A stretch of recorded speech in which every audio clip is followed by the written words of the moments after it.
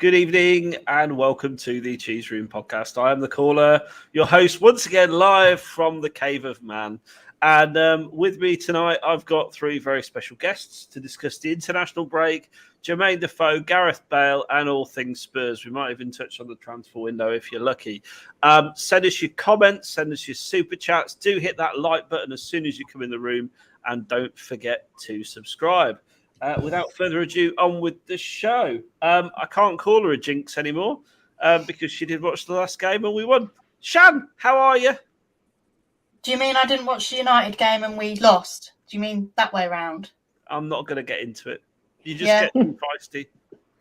Yeah, good. I just started watching Bridgerton though, so you're lucky that I'm here. Well, I was going to say out of the jinx cupboard and into the warehouse by the look of it. Oh my God, I know. Look at it. It's getting worse by the day, isn't it? Yeah. It's although I have added my barbecue tools to the pile. When's the big move, Shan? When's the big move? Well, our solicitor said a couple of weeks, but not a date on it yet. So I'm hoping next week we'll have a date, but it is just paperwork to do now. I'm just waiting for the sale contract to come through so we can sign it, and then they've just got to sign all theirs, and then we're good to go. Well, there you go. It's certainly going to be different when you're not in the broom cupboard, in the warehouse, I should say. The lounge is worse. There's going to have a full-blown fridge freezer in the bay window for a couple of weeks, and on Wednesday when we pick that up. So. Well, there you go. don't let life stop you in the way of getting a good fridge freezer deal. Also joining me is the Aussie housewife's favourite. Just don't tell his wife or Davo's. It's JP. How are you, JP? Doing well. I'm not sure about that comment, but I'm rugged up, ready to talk Tottenham first thing on a Saturday morning. Couldn't be better. You look cold again. I thought you lived in Australia. Well, I woke. Do you come from the land down under? I woke up feeling a bit brisk, so I've geared up, and then Becky's proceeded to tell me how lovely and warm it is, and it's the exact same temperature where we are. So, is it really? Climates, pretty much. About 20 degrees. Okay, well, maybe half that. You're wearing a beanie, mate. You need to get the shorts out. That's what people are wearing over here. I haven't shown you my bottoms yet. It's a bit of a mismatch. Oh dear. Do you want? I think maybe keep that to yourself. In that case, and of course, joining us again is Becky. How are you, Becky? How's Tricks up north? Not in the Cheshire borders, just the Cheshire district. Yeah, I'm only a mile away from Wales, actually, where we live. So it was all Wales last night. Borodale? Yeah, Borodale. I've got my Prosecco on a Friday night. So, enjoying it. All good. Tonight. I've got some wine. Sham, what are you drinking? I did have wine, but it's in the bedroom. Do you want to go get it? Yeah, I'll leave you. There ain't no party like a Sham party. Hey. And JP, what are you on? Coffee? Yeah, a little bit of that, please. Maybe we'll start with a Bloody Mary and work our way back. And of course, it's Saturday already, though, isn't it? Yeah. What you got lined up for your Saturday then? Doing anything else? Tile shopping. We're renovating the bathroom, so all that excitement to look forward to following Tottenham. That does sound very exciting indeed. Before we move on, just want to give a shout out to Sean, Patreon, YouTube guest. He's been on the show several times. Wonderful person from Canada. And unfortunately, he's had to cancel his trip. We were going to meet up next week at the Tottenham Hotspur Stadium to see the Newcastle game. But unfortunately, due to some health issues, he's had to cancel his trip. So get well soon, Sean, from everyone at the Cheese Room. And don't worry, we'll all still be there, probably still drunk in the stadium, ready for your next visit. So just get well soon, mate. And all the best from all of us. Let's kick off by talking about Wales versus Austria last night. So Ben Davies and Joe Rodon were both involved. Paul would be very happy that Joe Rodon's involved. A rare appearance for him. Bale scored 2 wonderful goals. Did you watch any of the game, JP, or am I aiming this at others? I watched, I think, from about the 25th minute to about the 80th. So I feel like I caught all of the excitement. Saw both of Bale's goals, which was excellent. Anyone suggesting that Bale is no longer world class can shut up. Dave. Yeah, we'll get to him. Go on, JP. Finish your point. That was my point. He's still world class. He's still got it. He can absolutely turn it on when he needs to. And yeah, you want him in your squad. Shan, what did you make of the free kick? It's world class. Anyone that doesn't think Gareth Bale can help us, even if it's from the bench next season, is a lunatic. No player in our squad can do what Gareth Bale does. Certainly not Harold Kane. Certainly not Harold Kane. He's got the record for the longest amount of time without scoring a free kick in the Premier League of those that take kicks that are free. Yes, it's that bad. It is bad. I remember his only goal I remember from a free kick, Kane, was like scuffed and sort of trickled over the line many years ago. It was a deflection. Yeah. It was the Villa game. It was the first free kick he scored, and it's the only one. The turning point in Poch's career, if I remember that game. Yes. Yeah. So there you go. Eki, almost Welsh. So how did you feel watching Bale destroy the opposition last night? Well, it's like it was a postage stamp, wasn't it? And that kind of phrase, top bins, couldn't be more apt for the free kick, really. I just love his passion. I know he's got a lot going on in Spain, but he brings it to Wales, doesn't he? And it was just superb and what they needed, and they needed to start well, and they did. And it was, as Shan said, even if he's half fit, he's just superb, and he would bring so much to us if he could come back, even if it was just that one last season.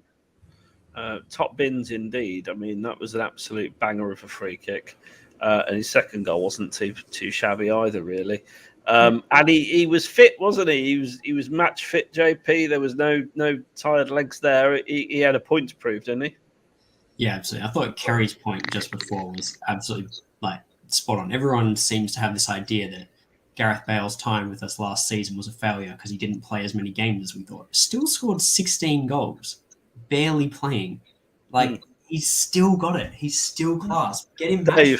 Dave, are you listening, Dave? Can someone text Dave and tell him to watch the show? What time is it in Sydney now, JP? Why? 8:15? 8:15. Oh, he must be. He'll be awake, surely. Yeah, he's got to be here somewhere. I really wish he was on tonight, actually. So do I. Just to give him abuse. Just discuss it with him. So, I mean, this is nonsense. This is the question, and I'm fluent in nonsense, so I would absolutely know nonsense when I see it. Would you take Bale back? So we're going to just discuss that for a minute. But let us know your thoughts in the comments. Send us a super chat. Let us know you're here. Tell us where you're from. 40 of you watching already, 8 minutes in. Please make sure you'll smash a like button and let us know your thoughts on Gareth Bale. His contract is obviously up in the summer. It's safe to say I don't think he'll be hanging around in Madrid very long, given the media's agenda against him. So would you take him back, Shan? Let's go to you first and we'll go around the room on this. 100% in a heartbeat, yes. If the price is right and he wants to come back, absolutely. Because even as an impact sub off the bench, even to rotate with Harry in the lesser games, we know he can turn it on. He's a world-class goal scorer. It's ridiculous what he does. Yeah, without a shadow of a doubt. The games where we're going to have the ball, and a lot of the ball, he should play 100%. Yeah, absolutely. I think he's great for the younger players as well. We need that kind of experience for them to see that sort of thing. And I know last year Jose didn't play him enough, and we saw lots of videos of them playing head table tennis and basketball and stuff like that. But I think it's really important for the younger players to see someone of that experience who's had Champions League matches and all that sort of thing. Everything, yeah. And that's not going to be a bad thing. So he brings that as well as actually, and I think behind the scenes, it's just huge. So it's more than just his minutes on the pitch. But yeah, he isn't the type of player you'd play away at Burnley on a Wednesday night. But there are games where he is going to be vital for us, even if he sort of rotates with Kulusevski as well.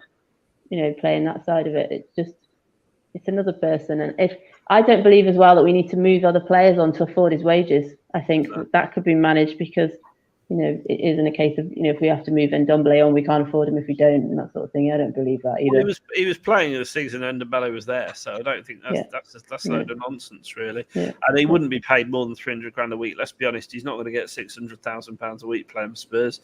He's not worth £600,000 a week, but maybe Messi is, but he's not.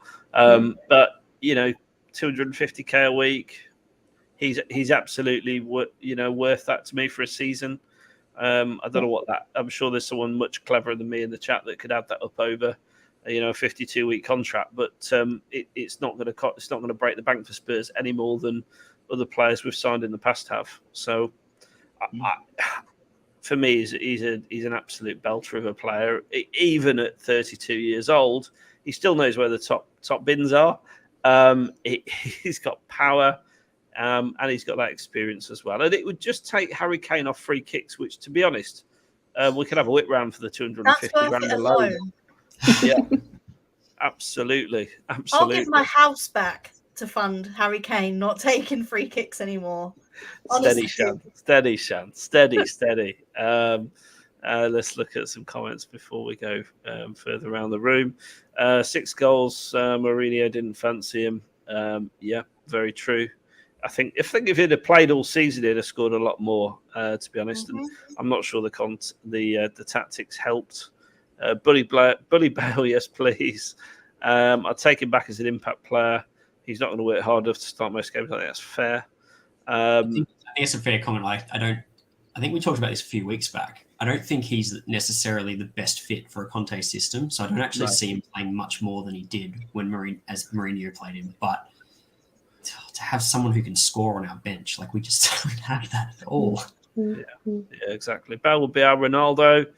Ronaldo's done pretty bloody well, hasn't he, this season, considering he's 37 years old or whatever he is. He's one of the best players in the world, despite his Real Madrid tribulations. Quality is, demonstrable. Bring him home. It would be lovely to have Gareth Bale. He was born to play for Spurs in a full stadium, wouldn't it? I was one of the lucky ones. Only 3,000 of us got to see him in his last season with us, in the season just, where he was on loan. So it would be wonderful to see him back. Even for the players, we bring it. Our wage bill might be a concern, but we don't know about that. Greg says he was a bit of a flat track bully in his loan season at Spurs. Even a disjointed season, he scored 11 goals in the PL, more than everyone apart from Son Kane. And don't forget our new signing, represented by Charlie Kane. 0 goals. Becky, I'm pretty sure you've said all. Is there anything more to add on Bale for you? No, just the only thing is if Wales don't make Qatar, because I think if Wales do make Qatar, he would come, keep match fit, all that side of it. If they don't, or the match against Scotland or Ukraine kind of gets drawn out, that may be the only thing that kind of, from his point of view, influences it. Because, he is going to need fitness for Qatar, isn't he? So. And JP, Bale for you? Yeah, I've been talked around on this one. I want him back now. But he's, at no point have I ever doubted his class. He's still absolutely got it. Yeah, I agree.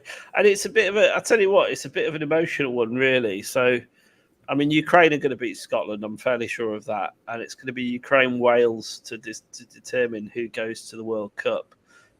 Everyone's naturally going to be rooting for the Ukraine, I would imagine. But I'll secretly be hoping that Bale gets to shine at one more, huge event, huge tournament. And it would be nice to see Wales in a World Cup. So, Becky, what do you think about that? Who's your money on, Ukraine or Wales? I'm not even going to say Scotland because they're not in the equation.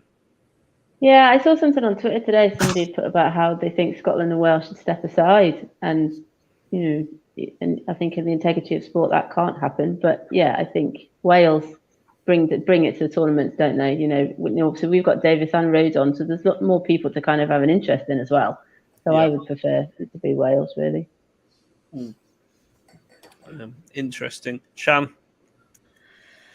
I think we should keep politics out of it. I know Russia have obviously been kicked out for the right reasons, but with Ukraine at the moment, are they even going to play that game? Is it fair to put them through just because of that? I don't think so.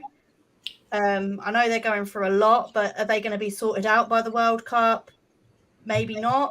It's a lot of ifs and buts. But yeah, I agree. Scotland aren't in the equation. Sorry, anyone from Scotland. But I'd love to see Wales in a World Cup. Anyone from Scotland, unlucky. I'm not going to say anything else on that. I'll get myself in trouble. And the media, I mean, wasn't it nice to see that passion, JP, running over to the camera? I think he said, suck that. Not sure what he was referencing to suck, really, but he wasn't.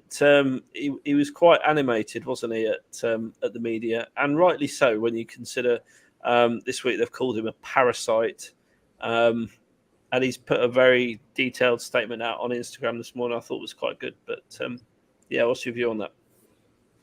He hasn't helped himself over in Spain. I think there's things much like Enoch within Tottenham could have done better. But the way that people are treating him over there is absolutely, not called for. He's a class player. He's being unfairly treated over there by the club and by the media.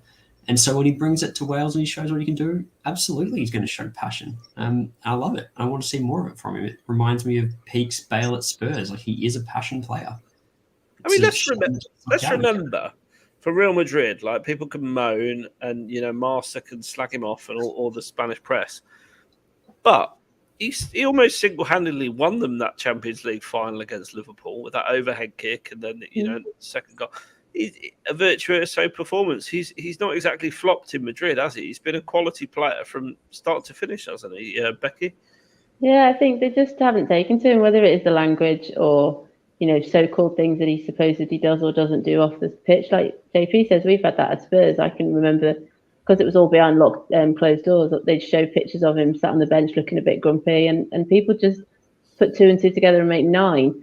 But yeah, I can remember when he was playing regularly for Madrid, he was still getting booed, and I just don't understand it. He is quality player that can just do so much, and I just don't understand why they haven't taken to him, because I don't think he's totally brought it on himself.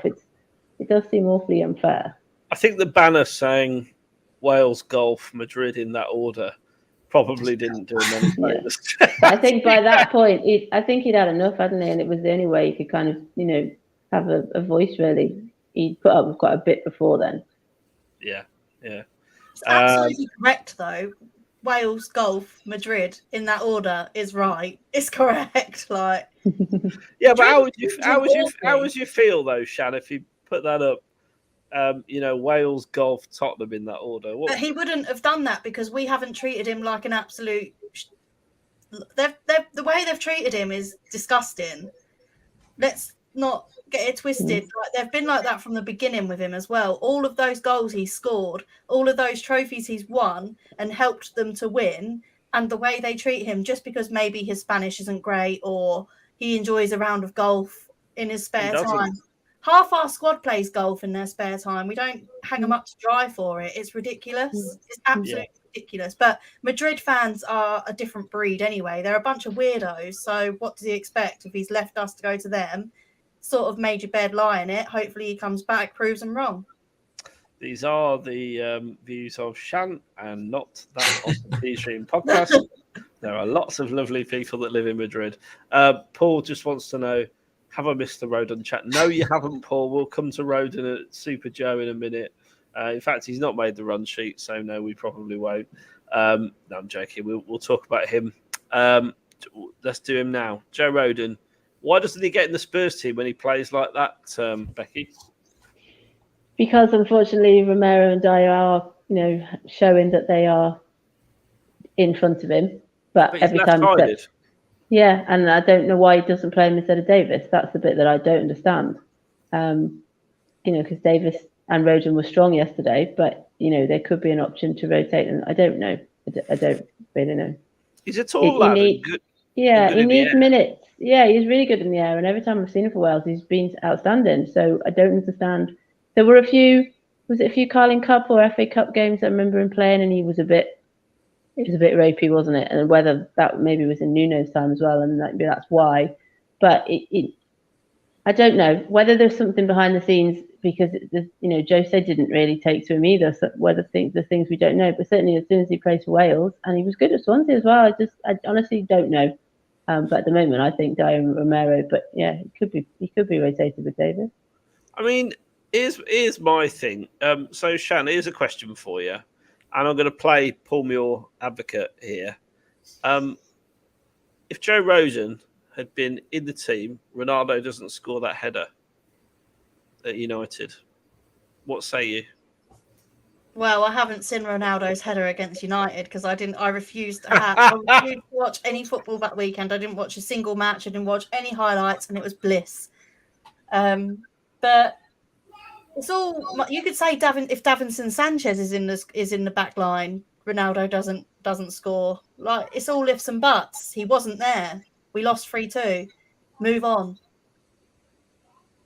That's my view. Also, Doherty was marking him as well, so Doherty wouldn't be Rodon's position anyway. So I think with Joe Rodon, it was Romero, wasn't it? Romero was marking him. Doherty just got involved at the latter phase. But you're never going to have Rodon ahead of Romero. Let's put it like you're not. Yeah, I suppose my point was Rodon's that good in the air. He may have been picking him up at the corner, not Romero. So Davinson Sanchez is good in the air, but it doesn't mean you pick him over Romero.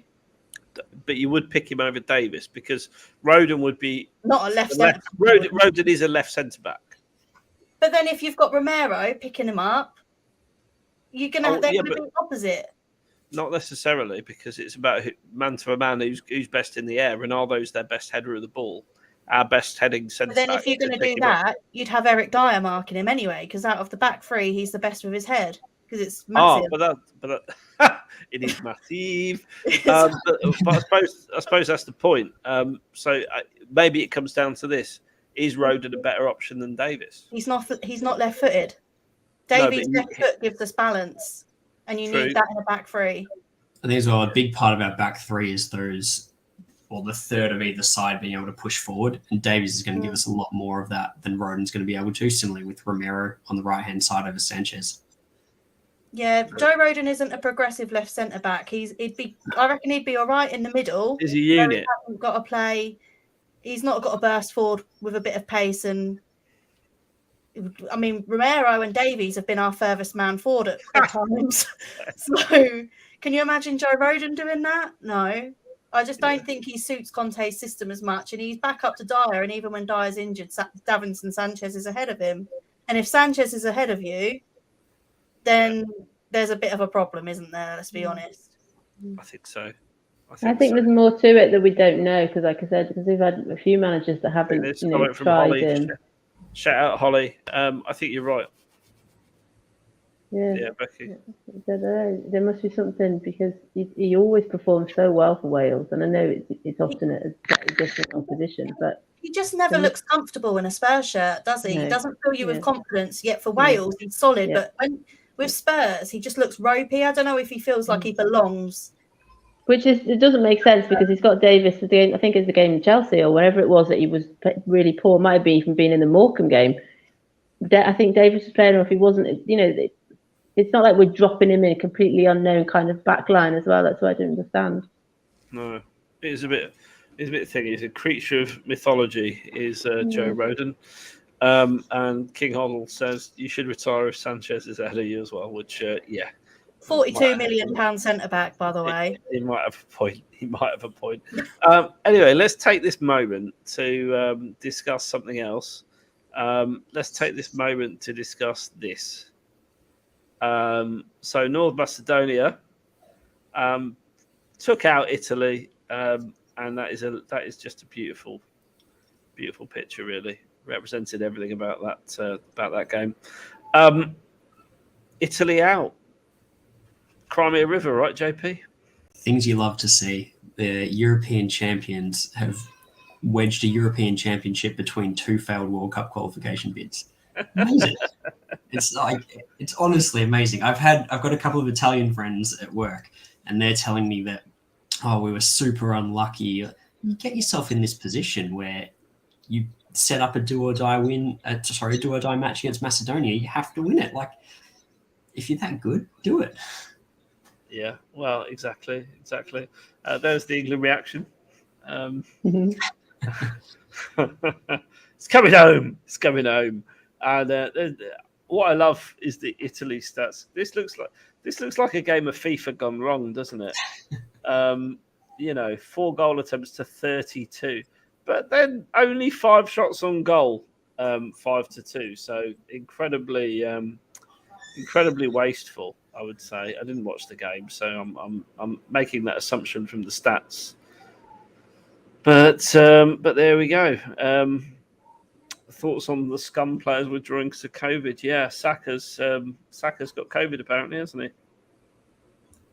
Not sure. And Ramsdale's gone back with an injury. Oh. How convenient. Well, how convenient! How convenient indeed. And meanwhile, we've got our players doing this. Can we call him cooler sexy now, Shan? Yeah, he's always been cooler sexy. Look at that shiner. It's concerning. Hopefully he's all right. That cheekbone has taken an absolute whack there, hasn't it? His head the guy who he obviously had the contact with, his head went straight into his cheekbone, so hopefully it's not fractured. But well, he played on, didn't he? He did, but he's Swedish and he's like a mini Zlatan. He's never stopping. I mean, Becky, what do you make of that? That's like an egg. It is, and he's going to turn up with a Kane-esque mask, isn't he, on Sunday with that thing over his face if he's like broken it. But yeah, I didn't know about Italy until I turned Twitter on and they were all like showing it. But as I was watching the Sweden game, I was watching the extra time. It's funny watching Kulusevski for Sweden because he doesn't play the same sort of position as he does for Spurs, so he's barely involved. It was odd. But yeah, seeing that, how he played on, if it's like broken. He didn't just play on. He played on for 120 minutes. Exactly. Yeah. The guy's a machine. Absolute machine. Give us some Kulusevski love in the chat. I'll even promise to say it right if we get to 100 likes tonight. There's lots of people been tweeting his picture today because it's National Ginger Day, I think. So lots of people have been tweeting your favourite ginger. I think so, something like that. Loads of people have been retweeting pictures of him. Yeah. National Ginger Day. I didn't. They have days for literally everything these days.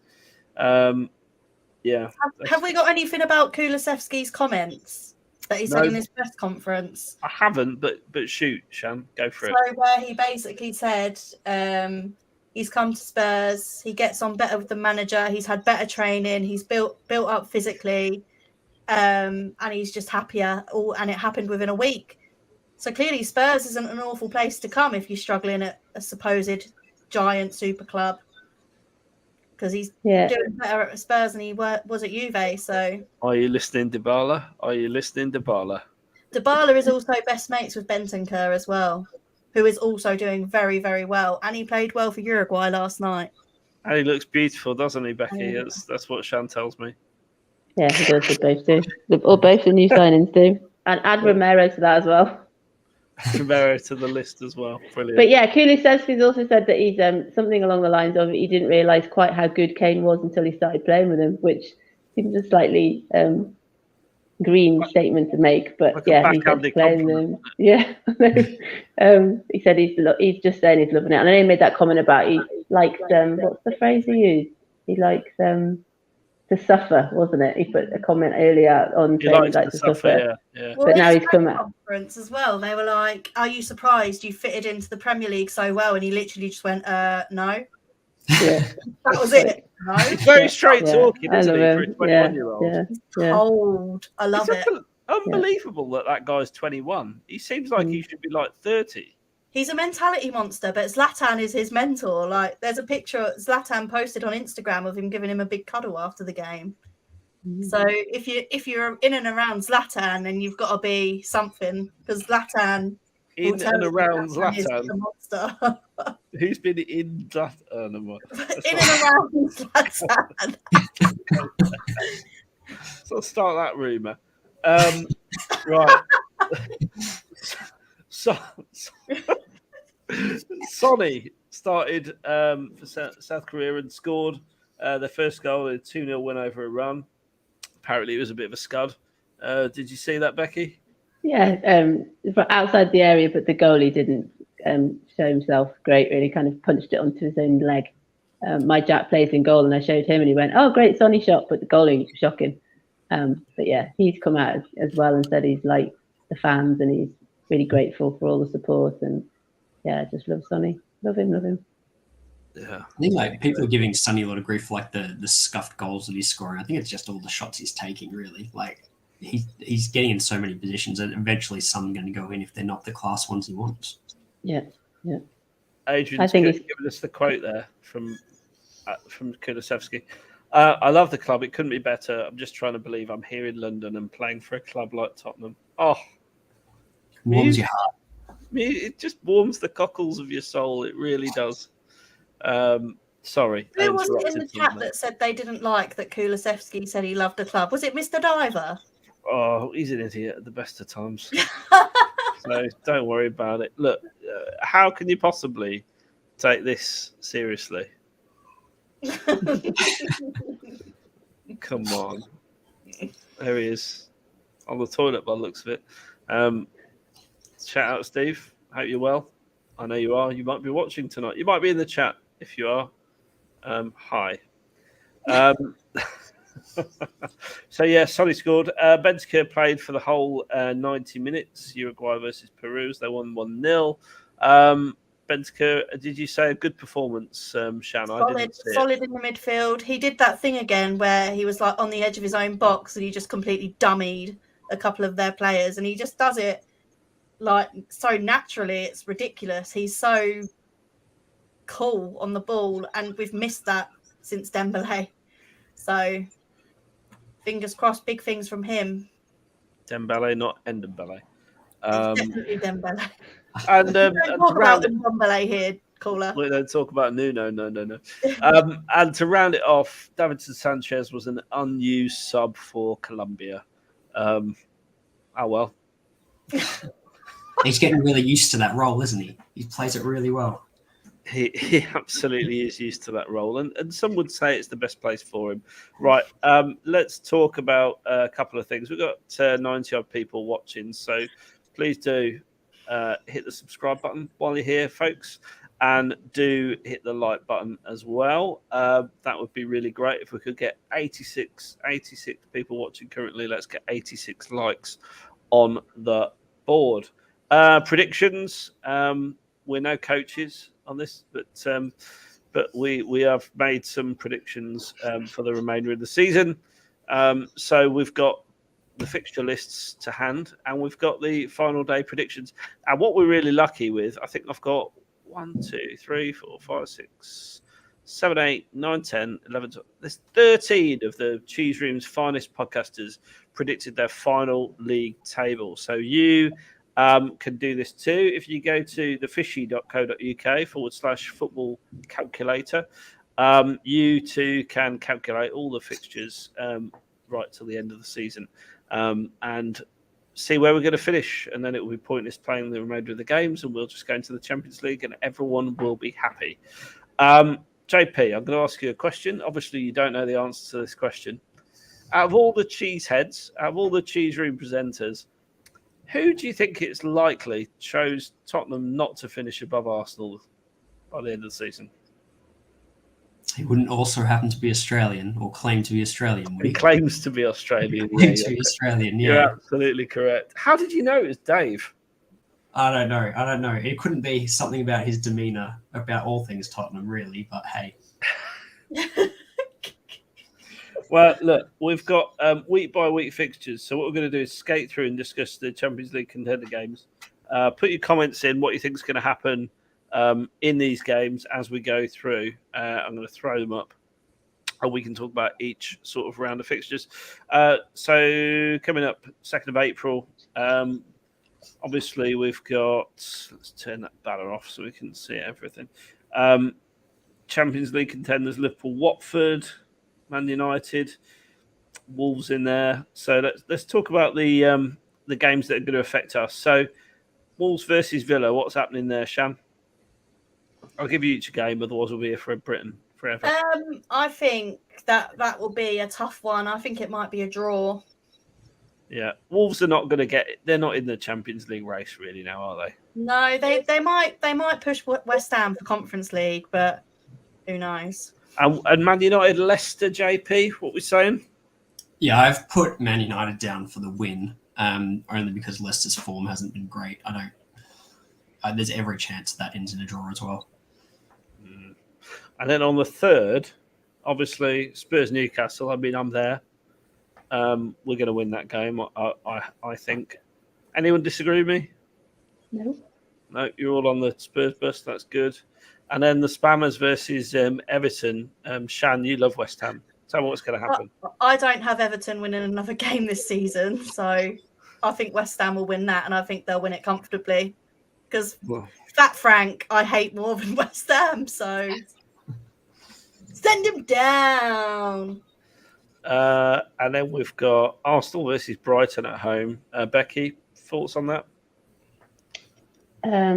Unfortunately, I think Arsenal will probably win that. Brighton can't score, and they were woeful against us. So yeah, they were. And then JP, Villa against Spurs. I'm worried about that one. Yeah, I've put us down winning it, but that's the one where if we're going to make top four, winning that game's essential, and winning it well. Because I think if we don't get a good result out of that, we potentially start going on another win-loss run. So that's a key one. Villa were poor against Arsenal, but it's just whether they then, they're quite inconsistent as well. So it's whether they turn up. They turn it on. They shouldn't, but they might. Yeah. Yeah, teams always seem to up their game for Spurs for some reason.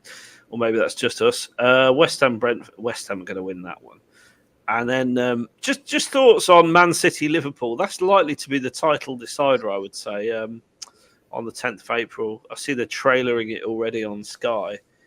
Who's winning the league this season, Sham, for you? For me, I think I had Liverpool down as winning the league. Oof, big claims. Becky? Yeah, the same, but I think my table actually has Man City winning it, but I just think Liverpool will edge it, I think. Okay, JP? My table has Man City winning it by 1 point.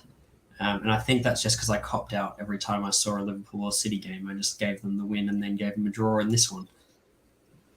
Yeah, and I think City will just about get the job done, to be honest. But that will be a pretty essential watch. Norwich-Burnley is a big game in that one. Norwich-Burnley, isn't it? Yeah, huge. Burnley will smash them. I think Norwich are down, and I think Burnley may well be down as well. To be honest, I think not sure how that's going to end up. It's going to be close. Spurs Brighton. It seems like we've played Brighton a lot, but we played with the FA Cup, didn't we? But I think we'll win that one fairly comfortably. And Man United will crush Norwich, unfortunately. And for me, Arsenal are going to beat Southampton. Anyone disagree? Yeah, I think I did. Well, yeah, I'm sure I did. Southampton as winning because my Gooner friends tell me that Southampton is their bogey team and Southampton are very good at home. Yeah. You are out of this world. I mean, I can't imagine that's going to happen. Southampton smashed us on our own turf, but they've been terrible lately, and they're on the beach. I mean, they peaked against us. That was literally as good as their season got.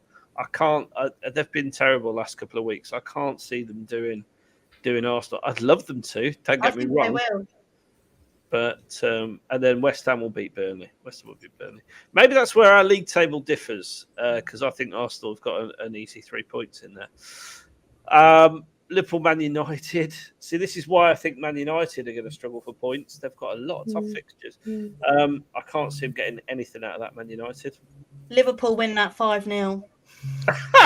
I'm not sure about that, Shan, but they're definitely the favourite. And then this is the big one for us, or one of the big ones, Chelsea-Arsenal. Thoughts on that? Becky, let's go to you first. There better not be a situation where, I don't know, if Chelsea beat Arsenal, we can go above Arsenal or something like that, because they'll have some gentleman's agreement where they just play out a dead 0-0 or something, won't they? So hopefully it's in our own hands by then. But otherwise, I think Chelsea, if we play it properly, Chelsea should win it. We've got Brentford away. I'm saying we win that. We've got to win that. And then Arsenal got Man United at home. I mean, that again is a tasty fixture, Shan. I think it might be a draw. Yeah, I think I put that down for a draw, JP. You're not Yeah, I've got this as a tricky 3 games for Arsenal. I think they could go on they could feasibly even lose this one as well. But yeah, I've got them getting about 1 point out of their 2 points out of their 3 games just passed. And then we've got Chelsea, West Ham. Chelsea, Liverpool will win that. Nothing else really interested in there. Then we're Gets sacked as well. You what, JP? Sorry, Frank gets sacked that weekend as well. Be a bit late. By that I point. don't want him to get sacked. I want him to stay employed and suffer by going down. That's what I want. I think you might get your wish, but my hunch says Everton will just about get out of it. But Spurs Leicester. Now I put this down as a win, but this is always a tricky fixture for us, JP. Yeah, I'm nervous about this one, and I'm nervous about how many wins I'm giving us in this fix. I've given us the win against Leicester, but again, I can feasibly see a draw coming out of this match. Becky, any different? We do usually do all right against Leicester, but it's whether things are getting a bit nervy by then, and I don't know whether we have any injuries or hopefully not. But all things being equal, we should beat them. And then obviously the second Caravan Cup final of the year, West Ham versus Arsenal. Shan, thoughts on that? I think Arsenal beat West Ham. I think I'll put it down as a draw just because it's at West Ham, and I think they're going to still have a lot to play for. They're going to want a top 6 place, West Ham. I don't think Champions League's within their grasp, but I think they'll still be absolutely pushing for a top 6 finish. Becky, thoughts on West Ham Arsenal? Yes, like I said before with the Chelsea game, it's just hopefully there is no dodgy dealings going on and it's played properly, and then a draw would be probably what we'll need. Whether that materialises, I don't know. Remains to be seen. Well, we're racing towards the end of the season now. 7th of May, Spurs Liverpool. Now I put this down as a loss. Anyone disagree? Just Liverpool are going to be needing the points big time.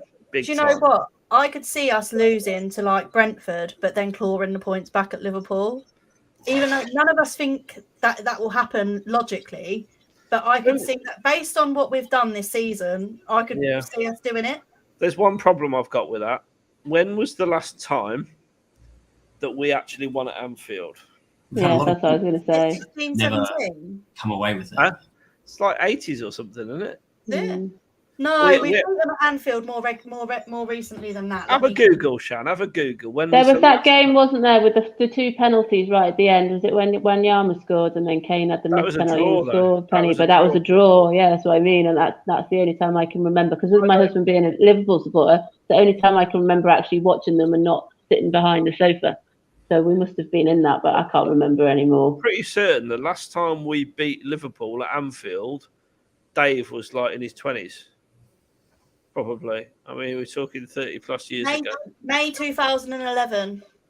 Wow. Okay. So that's like... At Anfield? Spurs have won just one of their previous 26 Premier League matches. 11 years. Yeah. Now you can see why I put it down as a loss.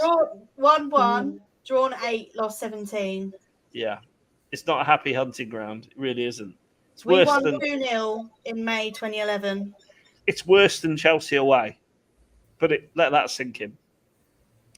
So I'm saying we're getting nothing from that. Shan, do you want to revise your prediction? No, I do think we'll lose, but it wouldn't surprise me. That's what I'm saying. It wouldn't surprise me if we lost to Brentford and then went and got something against Liverpool, because we've seen it this season. We've done the double over City, for God's sake. True. And then Arsenal got to go to Newcastle. Obviously, we've got Newcastle at home, but both got to play Newcastle. That would be a tough test, I think. And then Spurs versus Burnley. So I think I put Newcastle Arsenal down as a draw and Spurs Burnley as a win. Yeah, I did the same actually. I also had Man United Chelsea as a draw as well. I think Man United, going back to last round, have like one big slip up left, and I think it could be Brighton. Well, we shall see. Shan? What, Chelsea United? Well, there's Chelsea United and Spurs, Burnley and I Arsenal. don't like talking about Burnley. I just blank it out of my brain. We'll win that one at our place. We'll beat them at home. Yeah, we'll beat them at home, and I think that Chelsea will beat United as well. Yeah. And City should beat West Ham, but hopefully by then West Ham aren't in the occasion. All Toulouse's got the year we won at Anfield away, right? Well done. Yeah. That is knowledge. That is absolute knowledge. Sorry, Becky, what were you saying? Just saying then that City should beat West Ham, but hopefully by then West Ham aren't part of the equation and aren't going to scupper it. So No. And Newcastle Arsenal for you? Yeah, it'd be nice if Newcastle did win, but a draw maybe. I don't see Arsenal winning that Newcastle. And then last game of the season, and I know we've got to be confirmed fixtures coming up, so hold your fire. I haven't forgotten. Spurs away to Norwich. I mean, we should win that. Norwich will have nothing to play for at that point. Unless it's a massive party atmosphere, because they'll be going down and celebrating and all of that business, and we've done it. I can remember watching the West Brom game when they'd gone down and they beat us, didn't they, in the last game of the season, something like that. Newcastle did 5 on us. Yeah. True. Yeah. So, but this is Norwich. It is Norwich. This is Norwich. I mean, again, I'm sure if you look at the stats, we've got a very happy hunting ground at Norwich. I'm saying we're going to win that. Arsenal, Everton, Arsenal are probably going to win that. It's probably the one time we want Frank Lampard to pull out a result, really. United away at Palace, that's tough. I didn't touch on Arsenal got to play Palace, haven't they, next, I think? I put that down as a loss. Yeah, well, I think I put it down as a draw. I think that's going to be a hard game. Palace playing very well at the moment. And then to be confirmed fixtures. So all the games that are to be confirmed. So obviously for us, Tottenham Spurs, Tottenham Arsenal. Massive tie. And then when we look at the others, really, Watford Everton, that's a tasty one, isn't it? Yeah, Watford. But in terms of what affects us, Musa Sissoko is going to score an absolute screamer in that game to send Everton down. So yeah, I mean, look, I think the Everton game. I mean, we've got a question here. What's to be said that Arsenal game is going to be 2 weeks into May? I'm not sure what it's going to be.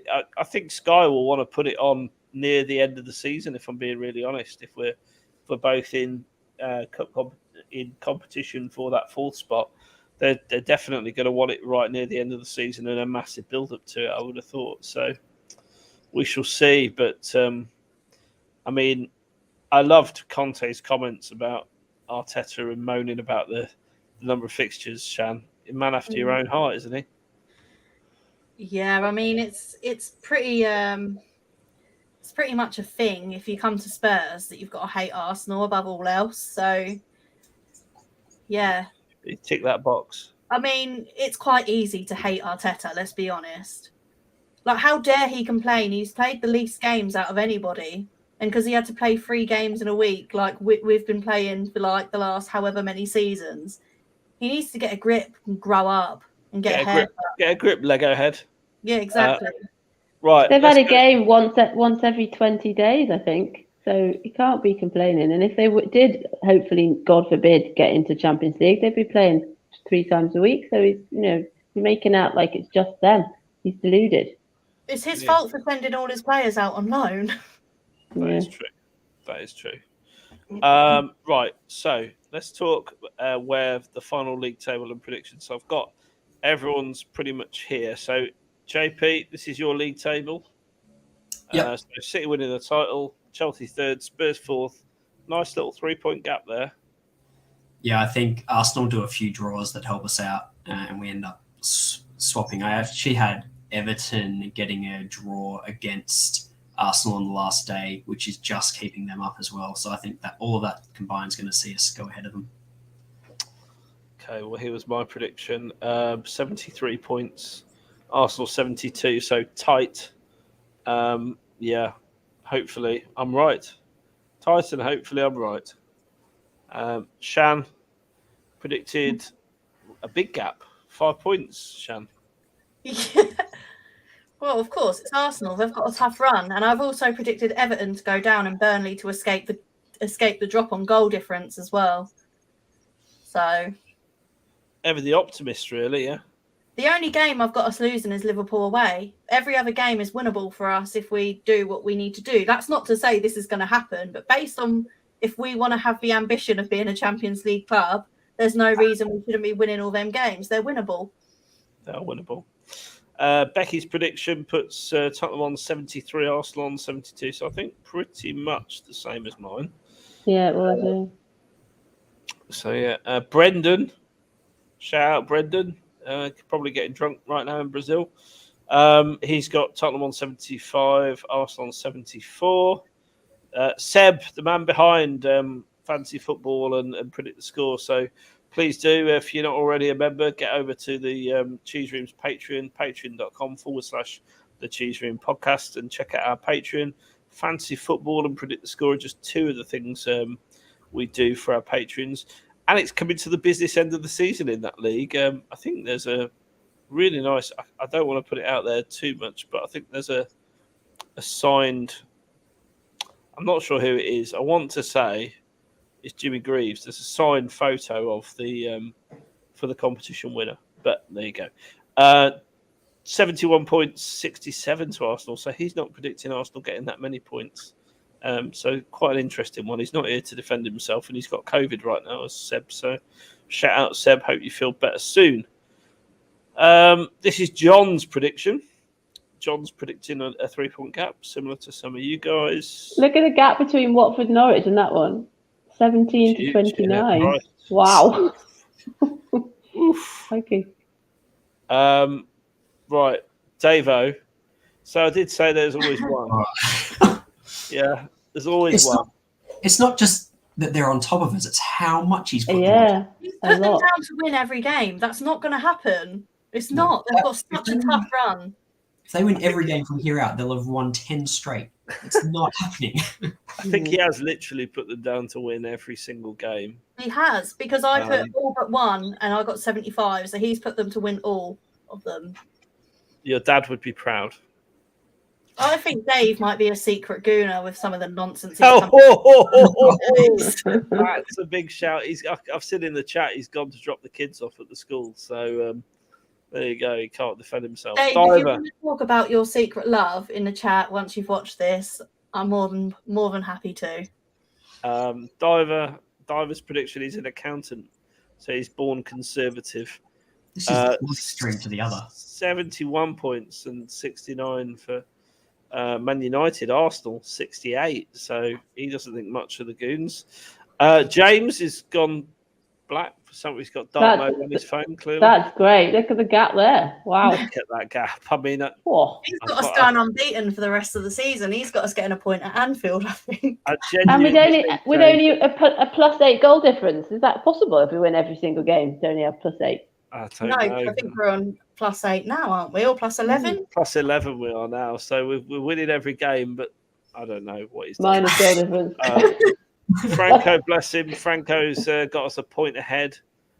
HG's got widescreen with his prediction. Shout out HG. So he's not here tonight, celebrating his daughter's birthday. 4-point gap. Nice. +11 goal difference, which tells me it's probably not right. Paul says, again, similar to others, 75 points for Spurs, 71 for Arsenal.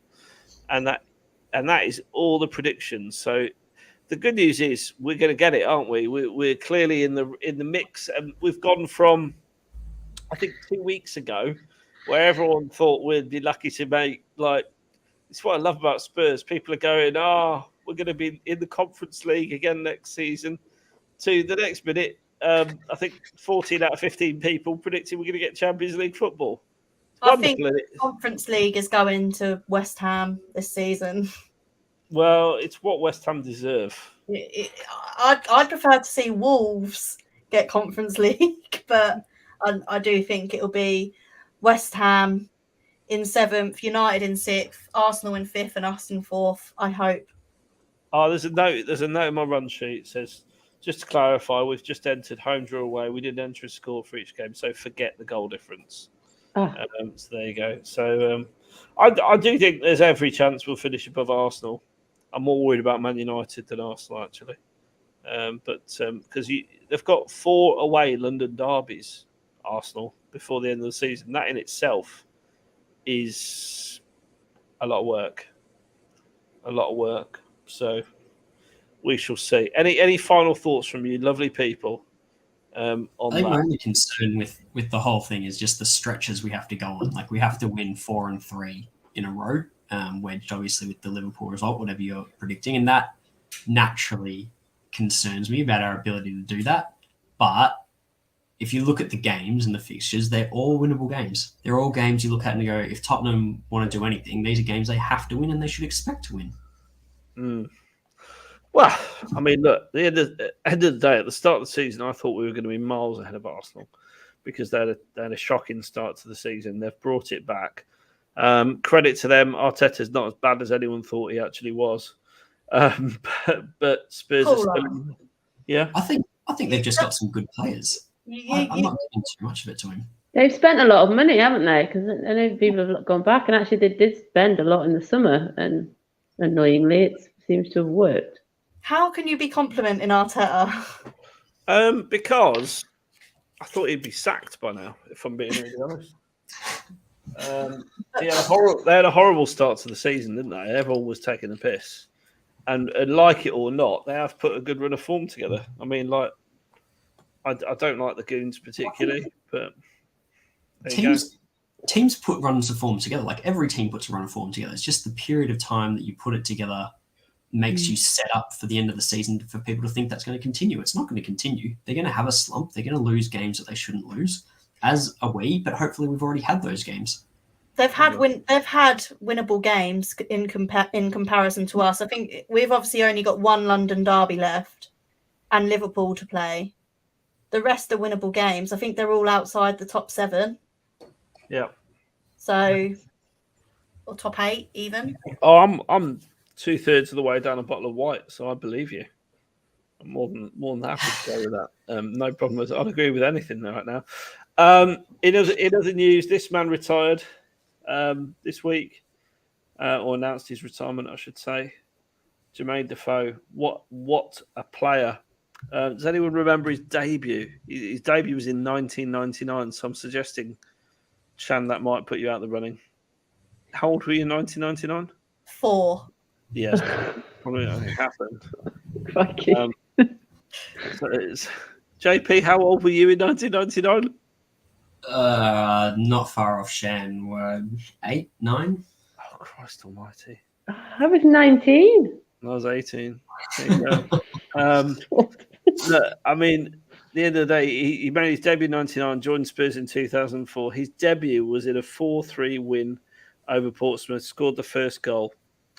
Joined Portsmouth in January 2008, initially on loan, and then he returned to Spurs 12 months later after Harry Redknapp had made the move from Fratton Park and come to us himself.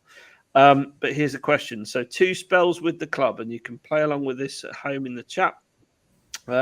So he signed for us originally 2004, another stretch that lasted to 2008, 176 games. His second spell, obviously, he was away at Portsmouth for a year, 2009 to 2014, 186 games. In which spell did he score the more goals? The first spell or the second spell? And how many goals in each spell? So I'm going to come round the Cheese Room podcasters. Firstly, JP. I think he didn't crack 100 Premier League goals, did he? Or did he? I don't think he did. I want to say in his first spell, he scored like... I'm going to say his second spell. 176 games in his first spell, JP. If that helps. 176 is first. And how many is second? 186. I say he scored more in his first. Go on then, how many? These 2 ladies are going to use you as a barometer. 60? I feel like it's too high. 60 in his first and in his second? Yes. I'm going to change it. I'm going to go 40 and 30.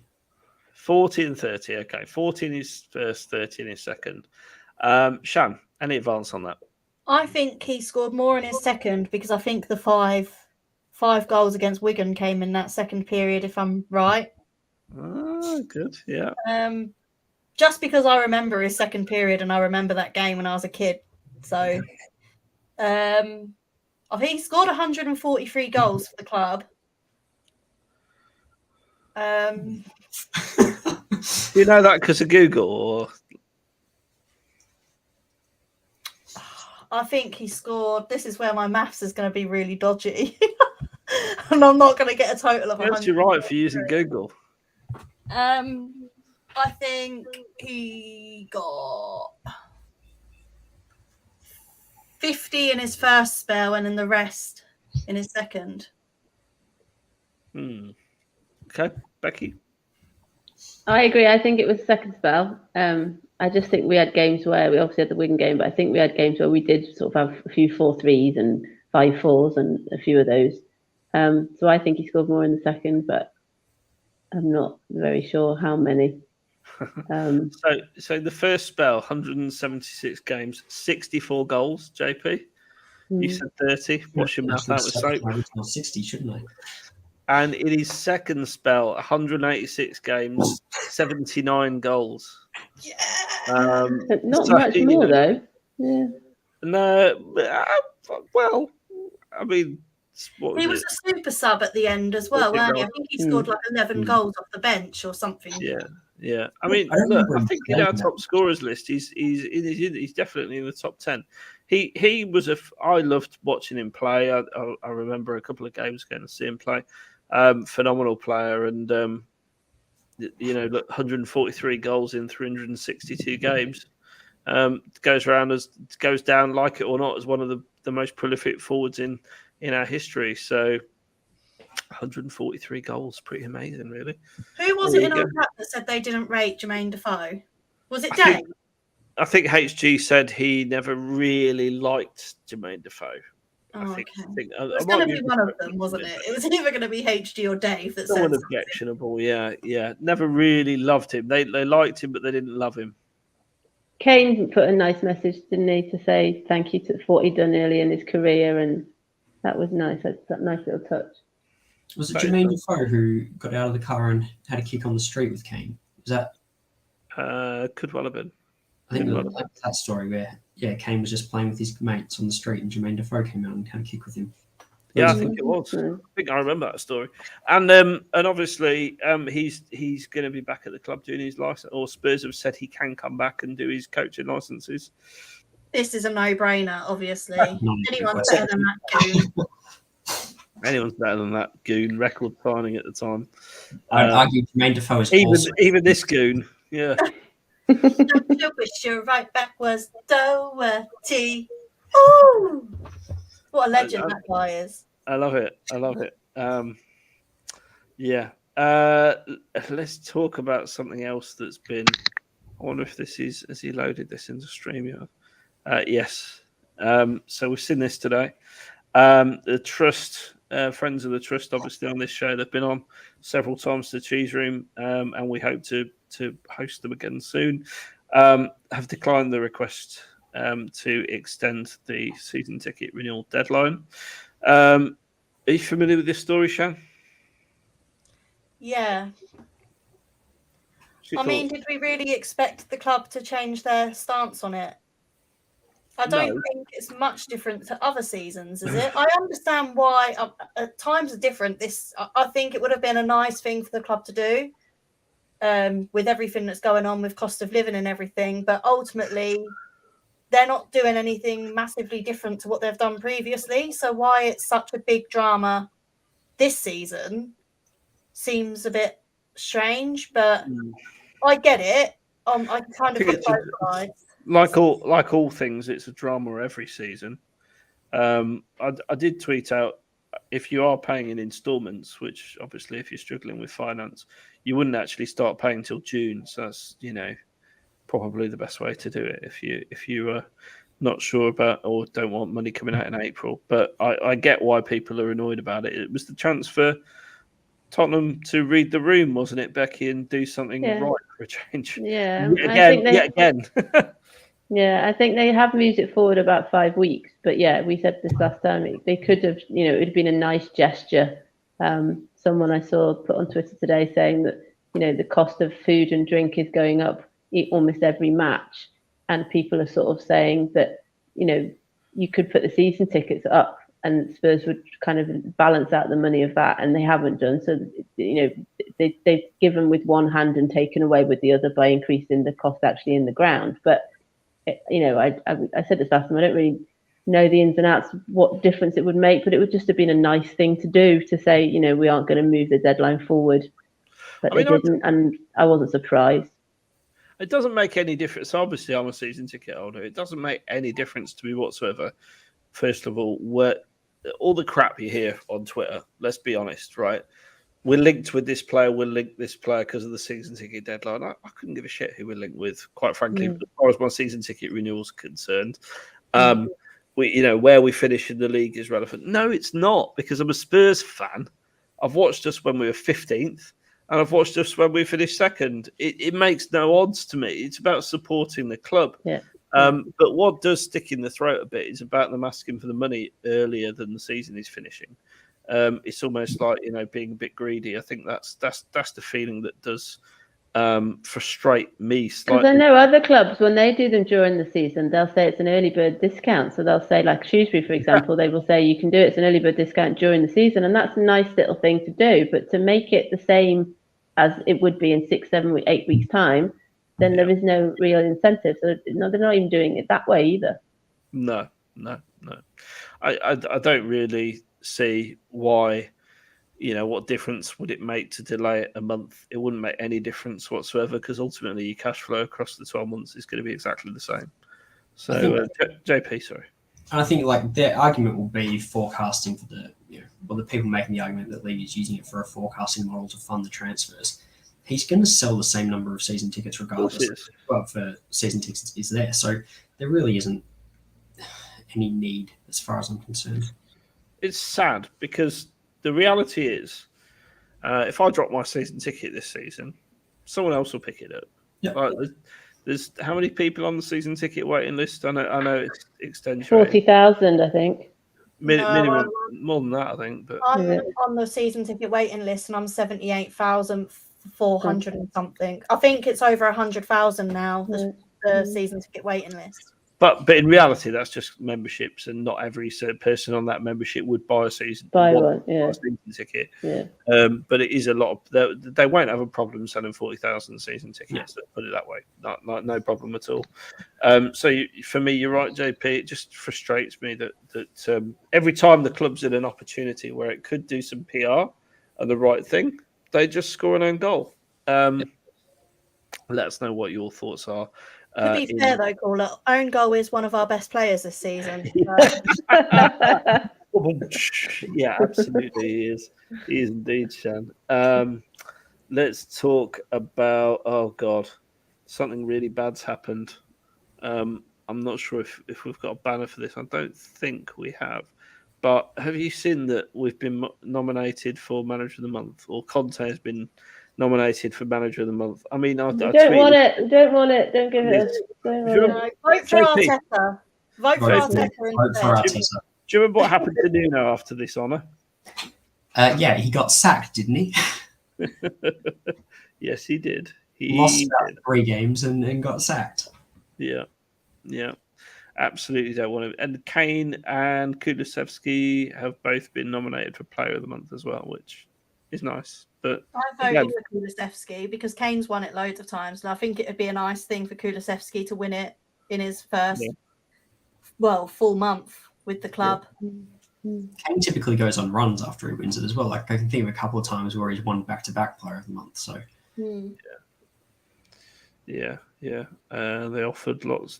Yeah, they did, but they were taken up. Paddy, that's the reality. Is there's no issue with selling the season tickets. No.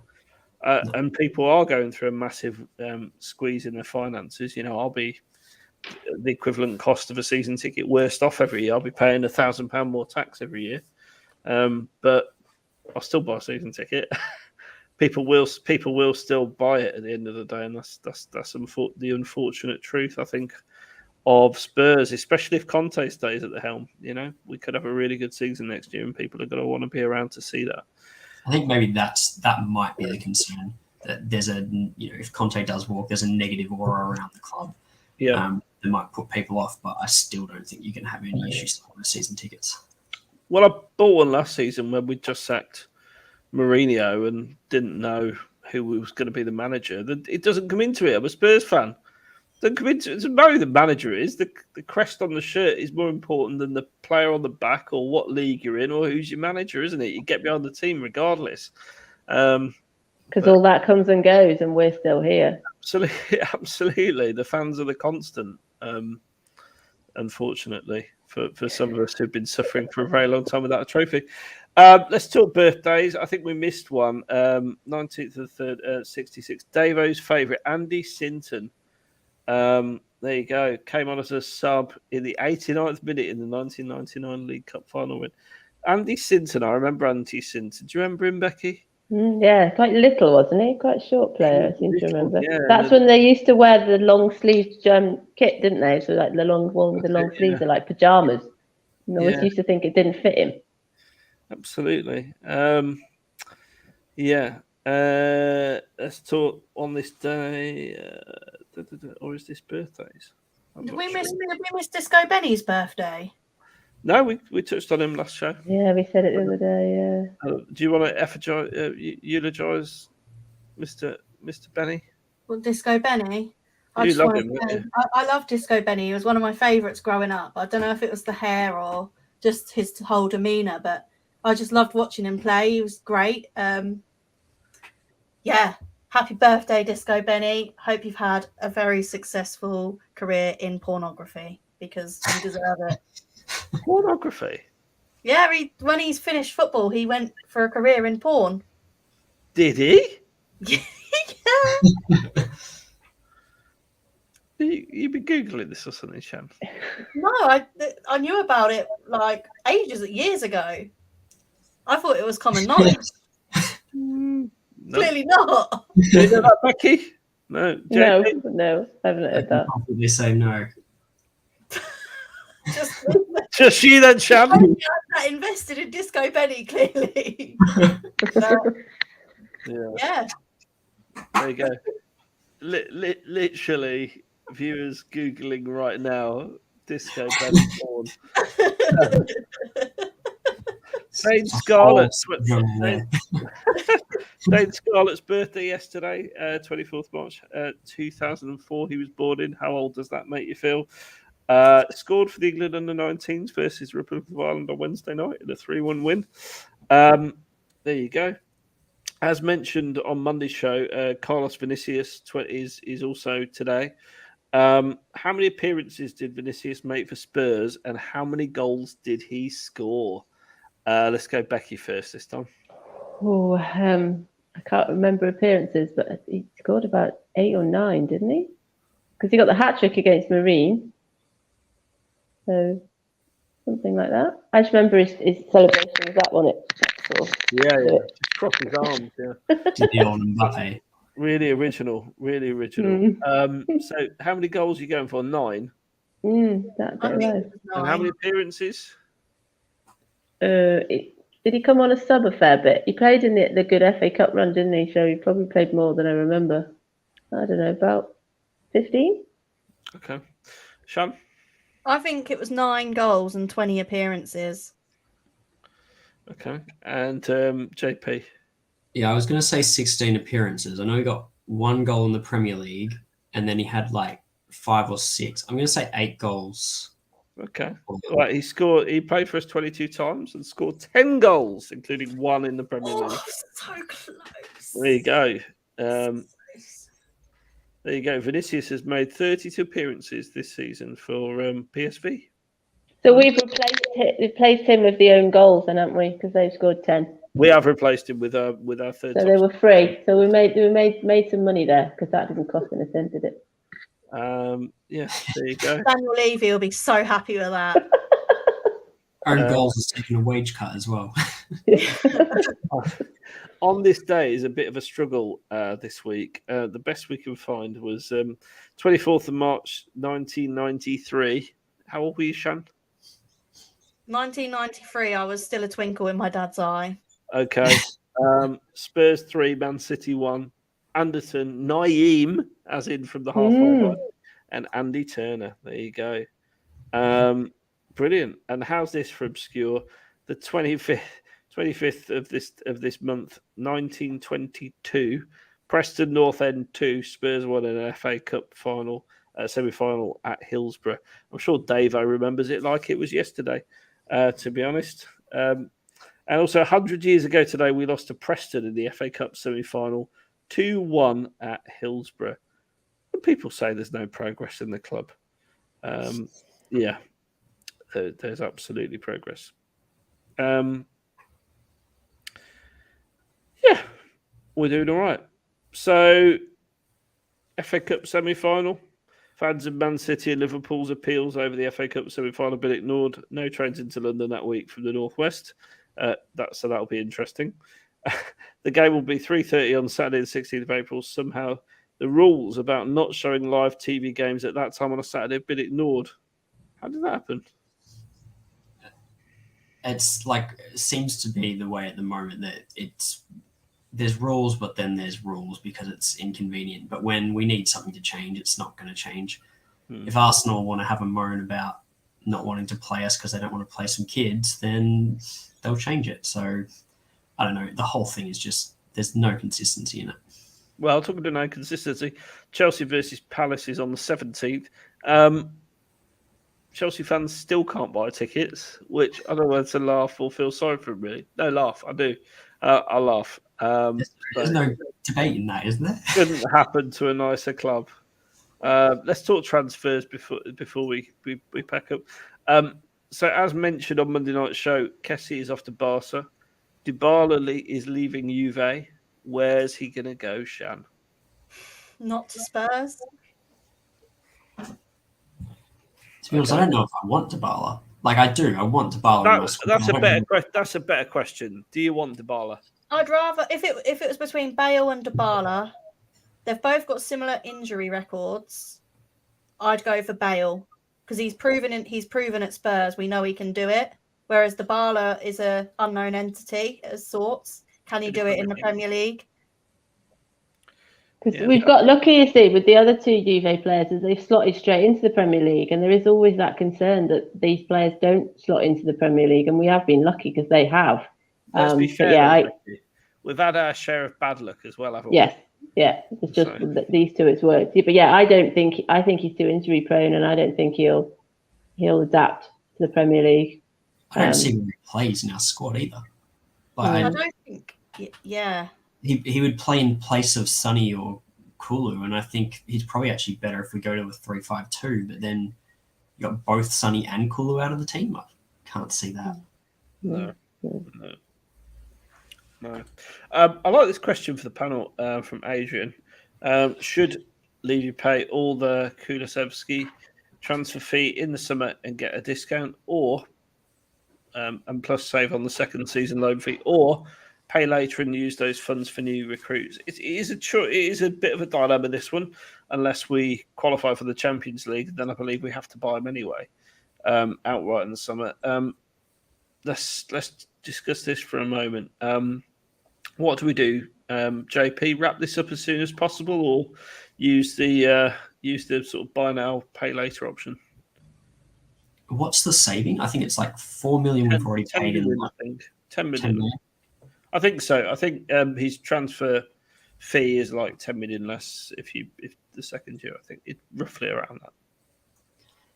I don't actually think that the spreading it out is as much an issue, because that 30 million will still be spread out over however many years. It might extend it an extra year, but you're adding 10 million on. So I'd get it done as soon as you can. But yeah, I don't see that being an issue in terms of funding new recruits. I think the way the deal will be structured means it won't impact that at all. If anything, it gives us more money that we can bring forward from future years. Yeah. Becky, what do you think? Yeah, I just seem to remember that when we used the option early with Lo Celso. It's almost like the little bit of form that he had completely fell off once it had been all sorted out. And not that I'm saying Kulusevski's going to get worse if that sort of thing happens, but I think it depends how it's kind of happened before. I don't know. I think it's like I said before, what you kind of benefit and what you lose. I think it's all a bit of a muchness, really. It's actually a really good point, because if the summer window sees us move, or Conte starts shaping the squad more to a 3-5-2, where does Kulusevski play in that? And so does he kind of fall out of the team? Maybe you do look at it and go, is this going to be another Brian Hill situation where he might be a great player, but he's not going to play because we just don't have a spot for him? Well, Ill's going to come back in the summer. Shan.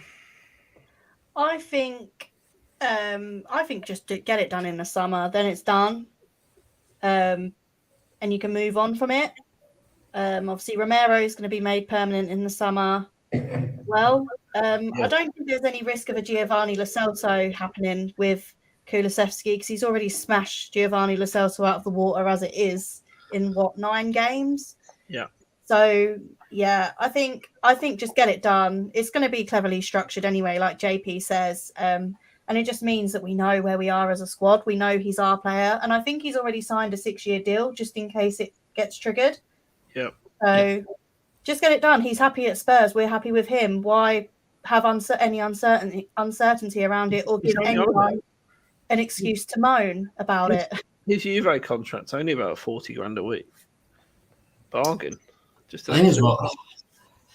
Think about it now. Like, he's 21, turning 22 soon. So even if worst case scenario, he does tip off a bit, his value is not going to go much below 30 million with the kind of resume he's got. So even if we ended up saying, you know what, we sold him for 20 million because we just couldn't play him, that's better than coming to the end of the 18-month loan and saying we're 14, 16 million into it and we've decided we're not going to extend it because we don't have a spot for him in the squad. So yeah, get it done, and at least just sitting on some value that you can sell him on for.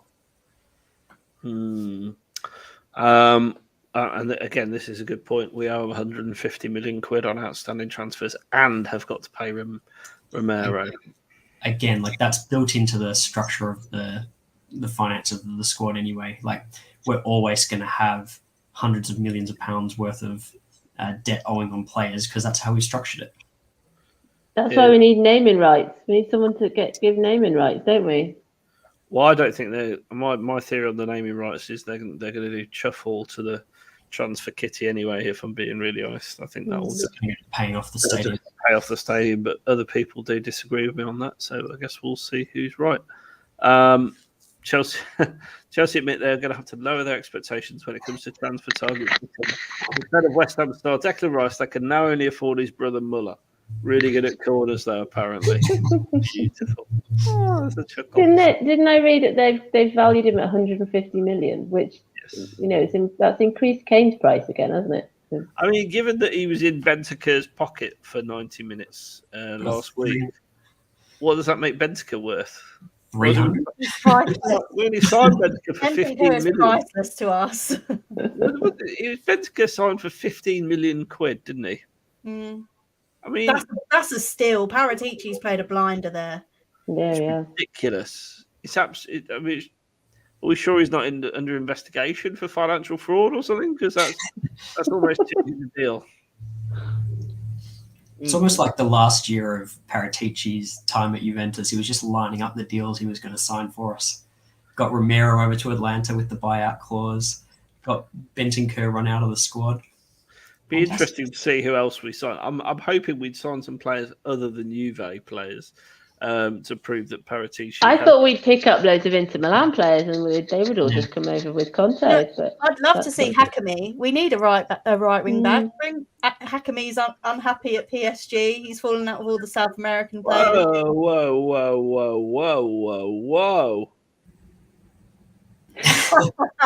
We've got a right back. Doherty needs competition. He needs to be kept on his toes. And I think that's what Hakimi is great for that.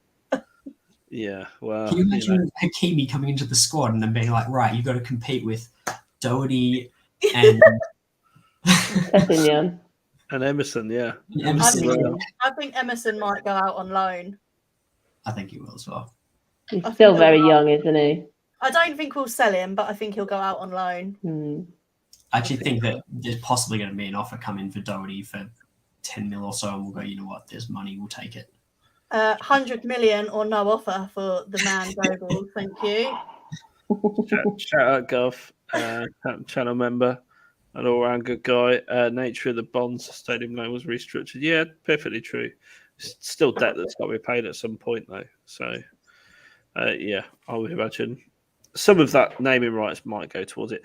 I still think they're holding out for a franchise to come over and take over at Spurs. Not take over the club, but sign up with Spurs, because that just makes the stadium naming rights worth twice as much as they are. So if they get that deal done, I mean, crikey, then we are quids in. Then we might need to start going and shopping. And this is a fair point as well. I read an article the other day saying Ndombele really shone. To be honest, don't talk about Ndombele. Oh, we've got to, unfortunately. It's so boring. He's going to come back. He's going to come back. I can't deal with it. I can't. I've never disliked a Spurs player as much as I dislike Ndombele. He drives me insane. Actually drives me insane. Because he's done the same thing. He's gone to Lyon or Lille, wherever he is. Lyon. Turned up for a couple where of he came from, by the way, Shan. Yeah, but I don't care. Turned up for a couple of games, made everyone think he's some sort of like messiah, but because he skipped past a few players in the Europa League, and now he's not. He's dropped off a cliff, and they don't want to keep him because he's trouble. And they've realised he's too expensive. Well, he was too expensive and took him on. So. What the hell? Like, I think he'll be gone in the summer. There's no way we keep Giovanni Lo Celso and Ndombele on in the summer, even if we have to take a huge loss on them. I think that it's better for the team if they go. And I think Levy and Parity give that. Got to be somewhere that wants him. That's the issue. Pay off his contract. Do what we did with No, we're not going to pay off his contract. I think he'll end up at PSG. They're going to go through a massive rebuild, and I think they're going to focus on French players as well. And also, I think he'll end up at PSG. I wouldn't be surprised, but then obviously Mr. Pochettino is probably out of a job in the summer, so that sort of narrows that opportunity down slightly. But I think that creates an opportunity where they'll be looking for a manager and they'll have to rebuild the squad as well. So they're going to have a director of football or someone just trying to sign up players that they think are good. And they'll go, you know what, he's French, he's good, get him in. Well, we shall see. We shall see what happens with stadium finance. We shall see what happens with our predictions. I still think it's absolutely hilarious that the one Choose presenter that predicted we wouldn't be top four is Davo. What's happened to all of us? Have we suddenly become optimists? I don't know. But I do want to say thanks very much for watching this evening and taking part. To Becky, thanks for joining us again. Right, thanks for having me anytime.